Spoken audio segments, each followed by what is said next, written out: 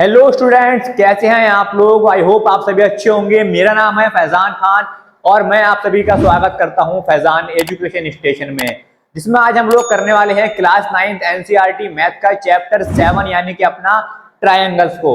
जैसे कि हम लोगों ने अपनी लास्ट क्लास में ट्रायंगल्स के एक टॉपिक को पढ़ा था जिसमें हम कहते हैं कॉन्ग्रुएंसी ऑफ ट्रायंगल, यानी कि हम किसी भी ट्रायंगल का या किसी भी फिगर की कॉन्ग्रुएंसी का कैसे पता लगाएंगे। आज हम लोग करने वाले हैं ट्रायंगल के नेक्स्ट टॉपिक यानी कि एंगल साइड एंगल या एएसए को, जिसमें हम लोग पता करेंगे कि हम एंगल साइड एंगल क्राइटेरिया को कॉन्ग्रुएंसी को कैसे निकालेंगे।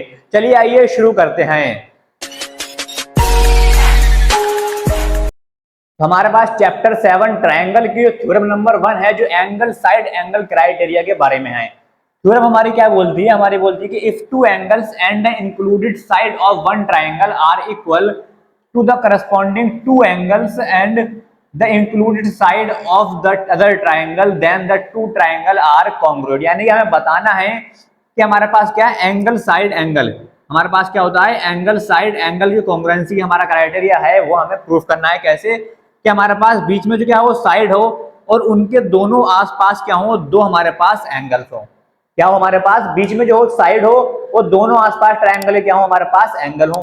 वो जो हमारे पास दो ट्रायंगल जो होंगे उन दोनों के जो करस्पॉन्डिंग एंगल्स और साइड होंगी वो एक दूसरे के इक्वल हो, तो वो क्या होंगे, हमारे कॉन्ग्रुएंट कहलाएंगे। ठीक, तो इसको आइए प्रूफ करते हैं। इसे कैसे करेंगे हम इसे कैसे करके दिखाएंगे। सबसे पहले हमारे पास क्या है, हम दो ट्रायंगल यहां पर बना लेते हैं। ये मैंने ट्रायंगल बना लिया, इसको मैं नाम देता हूं ए बी और सी। सेकंड ट्रायंगल मैंने यहां पर बना लिया, इसे मैंने नाम दे दिया डी ई और एफ। ये मेरे पास क्या है, दो ट्रायंगल हैं। हमें कॉन्ग्रुएंसी निकालने के लिए दो ट्रायंगल की जरूरत जरूर पड़ेगी। दो ट्रायंगल के बिना हम किसी भी ट्रायंगल की कॉन्ग्रुएंसी नहीं निकाल सकते। अब अगर यहां पर हम देखें, मैं यहां पर ले लेता हूं सबसे पहले कि हमारे पास जो नंबर 1 पे मैं यहां पर लेता हूं। सबसे पहले मैं क्या लूंगा, यहाँ पर एंगल साइड एंगल हमें निकालना है। तो सबसे पहले मैं यहाँ पर एक एंगल ले लेता हूँ। कौन सा एंगल लूंगा, मैं यहाँ पर एंगल बी लूंगा और इसके इक्वल में मैं कौन सा लूंगा, एंगल ई लूंगा।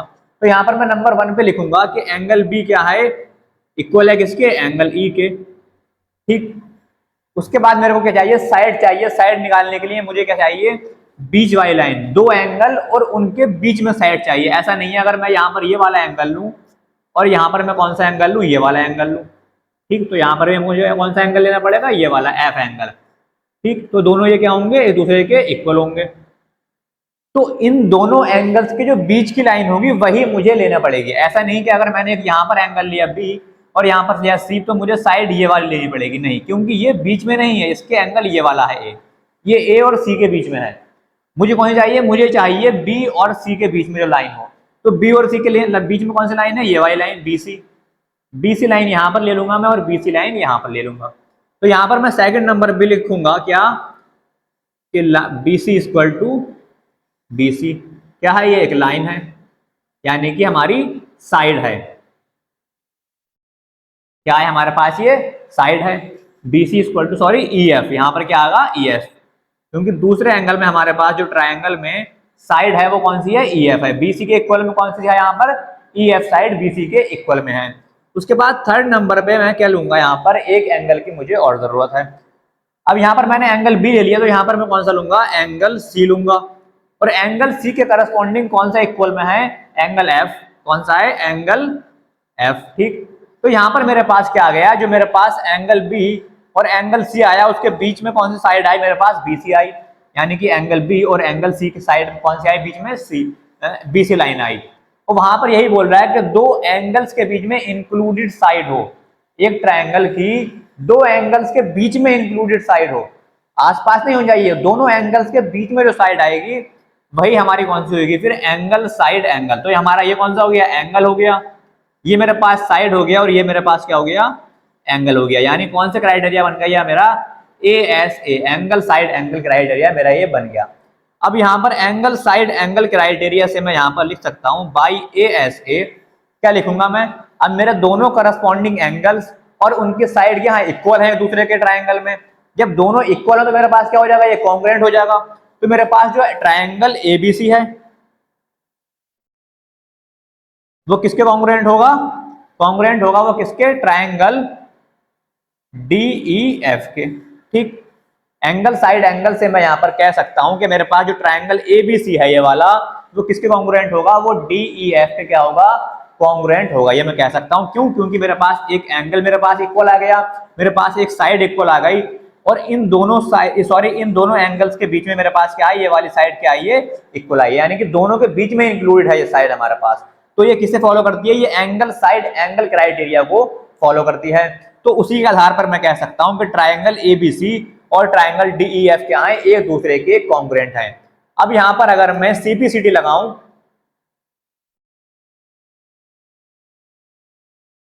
तो CPCD से मैं यहां पर देख सकता हूं कि एंगल A किसके इक्वल है? एंगल D के इक्वल है। तो मैं यहां पर लिख सकता हूं कि angle A equal to angle D। यहां से भी देख सकता हूं मैं एंगल A किसके इक्वल है? एंगल D के इक्वल है। ठीक, यहां से मैं देख सकता हूं कि AC जो है वो किसके इक्वल आएगा? DF के इक्वल आएगा। AC साइड जो है मेरे पास, ये वाली AC साइड जो है वो किसके इक्वल आएगी? DF के इक्वल आएगी। तो यहां से मैं लिख सकता हूं कि साइड AC जो है वो किसके इक्वल है? DF के। ठीक, साइड AC मैंने क्या लिख ली? DF के इक्वल। कौन सी वाली? ये वाली AC क्या है? DF के इक्वल है। और मेरे पास जो यहां पर है एंगल C, वो किसके इक्वल है? एंगल F के, यानी कि एंगल C किसके इक्वल है? यहां पर एंगल F के। तो एंगल C इक्वल टू किसका आएगा? Angle F। तो मेरे पास ये वाला क्या हो गया? एंगल हो गया, ये वाली मेरे पास साइड हो गई, और ये वाला मेरे पास एंगल हो गया। अगर मैं इसे भी यहां पर देखूंगी, इन दोनों एंगल्स के बीच में साइड आ रही है कहां पर? यानी कि एंगल A और एंगल D, एंगल A और एंगल D ये वाला हो गया मेरे पास। ठीक, और मेरे पास दूसरा एंगल कौन सा है? एंगल C और एंगल F, यानी कि एंगल C और एंगल F। तो इन दोनों एंगल्स के बीच में कौन साइड आ रही है मेरे पास? AC। और यहाँ पे इन दोनों D और F के बीच में कौन सी आ रही है मेरे पास? DF। यहाँ पर आप देख सकते हैं। तो मेरे पास एंगल साइड एंगल जो क्राइटेरिया था, यहाँ पर मेरे पास ये प्रूफ होता है। तो यहाँ पर ये हमारा ट्रायंगल ABC और DEF क्या होंगे? दोनों ये कॉन्ग्रुएंट होंगे। ठीक, इसी के आधार पर हम कह सकते हैं कि ये वाली जो थ्योरम है वो एकदम ट्रू है, परफेक्ट है। हमने इसे यहाँ पर शो करके दिखा दिया। आप इसे एग्जाम में इस तरीके से लिख सकते हैं, सारा चीज बहुत अच्छे से कंटेंट आप लिख सकते हैं। अब चलिए बढ़ते हैं इसके एक एग्जाम्पल की तरफ। एक एग्जाम्पल करके हम इसे समझते हैं अच्छे से। तो हमारे पास जो एग्जाम्पल है एंगल साइड एंगल का, वो क्या है? हमारे पास है कि ए फिगर हमारे पास दिया हुआ है, उसमें बोल रहा है कि diagonal AC of quadrilateral ABCD bisect the angle A and C। यानी कि हमारे पास क्या बना हुआ है? कि हमारे पास क्या बना,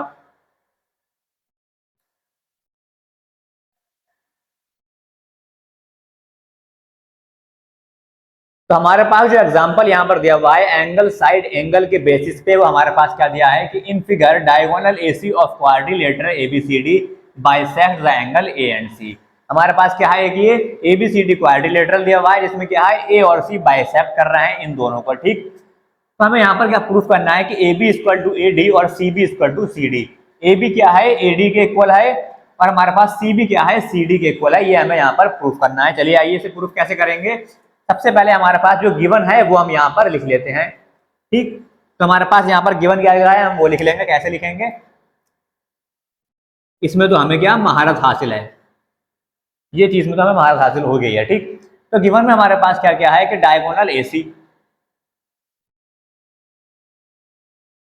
एक क्या है? डायगोनल है। क्वाड्रिलेटरल है हमारे पास क्या? एक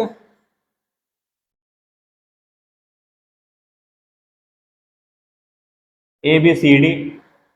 और A और C हमारे पास क्या कर रहे हैं? बाइसेक्ट कर रहे हैं, बाइसेक्ट्स। यानी कि बाइसेक्टर हमारे कौन कौन से हैं? A और C। यानी कि एंगल A और एंगल C हमारे पास क्या है? बाइसेक्टर हैं। ठीक, अब हमें क्या लिखना है यहाँ पर? प्रूफ। तो टू प्रूफ में हम यहाँ पर लिखेंगे, यानी कि जो हमें प्रूफ करना है। यहाँ लिख सकते हैं टू प्रूफ में क्या लिखेंगे हम? AB equal to AD। ठीक, और सेकंड हमें प्रूफ करना है CB इक्वल टू CD। ठीक, ये दो चीजें हमें प्रूफ करनी है। तो कैसे प्रूफ करेंगे? चलिए आइए प्रूफ में से हम प्रूफ करते हैं। यहाँ पर जो भी हमारे पास इंफॉर्मेशन थी हमने वो यहाँ पर लिख ली। गिवन में जो हमारे पास दिया हुआ था हमने वो लिख लिया, और जो हमारे पास प्रूफ करना है हमें, हमने वो यहाँ पर टू प्रूफ में लिख लिया। अब इसे हम प्रूफ कैसे करते हैं वो करेंगे। सबसे पहले अगर मैं फिगर को देखूं तो फिगर में अगर मैं इसे मैं क्या मान लेता हूँ? यहाँ पर ये वाला एंगल जो है इसे मैं x मान लेता हूँ। तो तो ये वाला ही मेरे पास x होगा। इसको अगर मैं y मान लूं, ये वाला भी y होगा। ठीक, तो यहाँ पर अगर मेरे पास एंगल ए यहाँ पर निकालूं, एंगल ए कौन सा, ये पूरा एंगल तो मेरे पास एंगल ए है ना। अगर मैं सिर्फ एंगल ए निकालूं तो ये पूरा जो एंगल बन रहा है वो मेरे पास क्या है, एंगल ए है। तो एंगल ए अगर मेरे निकालना पड़ेगा तो x प्लस एक्स करना पड़ेगा। कितना हो जाएगा, 2x हो जाएगा। अगर एंगल ए निकालूं यानी कि ये पूरा एंगल मैं निकालूंगा तो इन दोनों एंगल्स को मुझे क्या करना पड़ेगा, एडिशन करना पड़ेगा, जोड़ना पड़ेगा। और इन दोनों एंगल्स यानी कि x प्लस एक्स को करूंगा तो कितना आएगा मेरे पास, 2x आ गया। इसी तरीके से अगर मैं एंगल सी यहाँ पर निकालना चाहूँ तो एंगल सी कैसे निकालूंगा, तो एंगल सी में क्या करूंगा, मैं y प्लस वाई कर दूंगा। कितना हो जाएगा, ये 2y हो जाएगा। तो मेरे पास एंगल ए और एंगल सी दोनों एंगल्स मेरे पास यहाँ पर मैंने निकाल लिए। अगर मैं अब यहाँ पर क्या करूं, इन दोनों में यहाँ पर ट्रायंगल में देखूं कौन सा ट्रायंगल मेरे पास यहाँ पर दो ट्रायंगल बन रहे हैं, एक तो BAC बन रहा है और एक DAC बन रहा है। इन दोनों ट्रायंगल्स को मैं यहाँ पर अलग अलग लिख के देखूंगा। ठीक, यहाँ पर मैंने दोनों ट्रायंगल्स को अलग कर लिया। एक तो मेरे पास कौन सा है, ये BAC है। ठीक, और सेकंड मेरे पास कौन सा है, ये सेकंड है मेरे पास DAC। ठीक, ये मेरे पास दोनों ट्रायंगल हैं। ये वाला मेरे पास एंगल x है, यहाँ पर y है, ये वाला एंगल x और ये वाला y है। ठीक, ये मेरे पास दोनों मैंने अलग अलग करके इन्हें बना लिया। ठीक, कोई दिक्कत नहीं है। ठीक है, अब यहाँ पर इन दोनों एंगल्स को अगर मैं देखूं तो बाई यहाँ पर मैं कौन कौन से एंगल से लूंगा, इन ट्रायंगल एंगल नहीं ट्रायंगल, दोनों ट्रायंगल को मैंने अलग अलग करके लिख लिया। एंगल्स निकल गया मुझसे, सॉरी। यहाँ पर ट्रायंगल कौन कौन से लूंगा, एक तो मैं BAC ट्रायंगल लूंगा और कौन सा लूंगा, एक DAC, ये वाला ट्रायंगल DAC। दोनों ट्रायंगल मैंने यहाँ पर ट्रायंगल DAC और ट्रायंगल BAC मैंने यहाँ पर ले लिया। ठीक, अगर मैं यहाँ पर देखूं तो मेरे पास कौन सा एंगल BAC, कौन सा एंगल BAC और DAC, ये दोनों एंगल में देखूं यानी कि ये वाला एंगल और ये वाला एंगल क्या होंगे मेरे पास, दोनों इक्वल होंगे।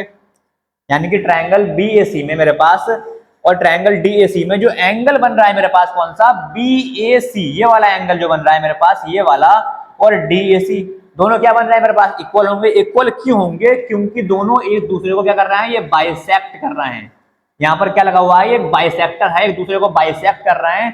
तो जब हमारे पास कोई बाइसेक्टर लगा होता है, दोनों बाइसेक्ट करते हैं दूसरे को, तो दोनों क्या होंगे, दूसरे के इक्वल होते हैं, ये हम जानते हैं अच्छे तरीके से। तो यहाँ पर मैं लिख सकता हूं कि एंगल BAC किसके इक्वल होगा, एंगल DAC के।